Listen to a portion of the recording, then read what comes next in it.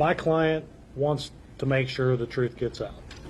The grand juror that we represent felt compelled to take some sort of an action based upon the indictment that was rendered and the subsequent press conference and messages from the Attorney General's office about how everything played out.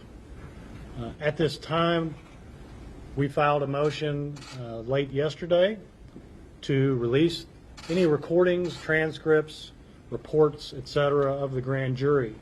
As you all well know, Judge Ann Bailey Smith, in the arraignment for Detective Hankinson, ordered exactly that through the discovery process, and that's something we can discuss.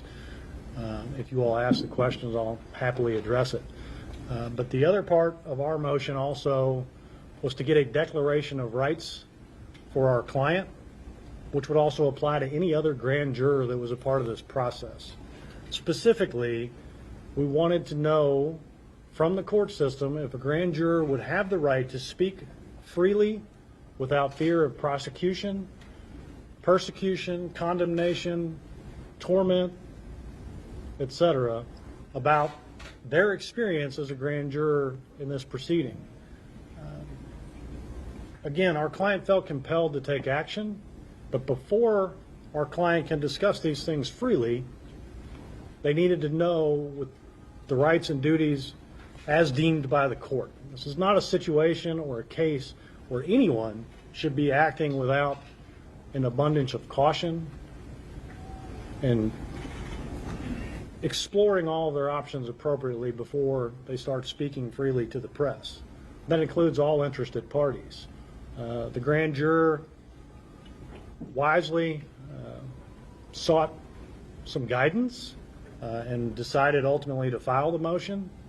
I cannot really speak to anything that's privileged, obviously, that was discussed, but we're awaiting the ruling. We are aware of the Attorney General's statement made late yesterday, which I will finish up my opening remarks stating I think it was a well-worded two-paragraph public statement that says they will follow Ann Bailey Smith, Judge Ann Bailey Smith's court order.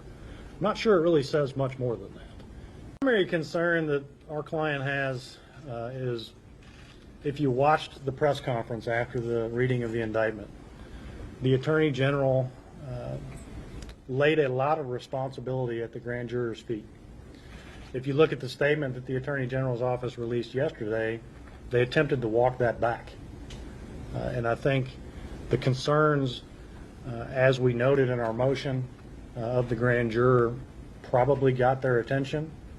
And hopefully that's going to help facilitate a little more transparency in how things occurred. Does your client believe that the Attorney General lied during that press conference? My client wants to make sure the truth gets out. My client wants to make sure that anything that happened in there becomes something of public knowledge to the extent it's legally allowed to.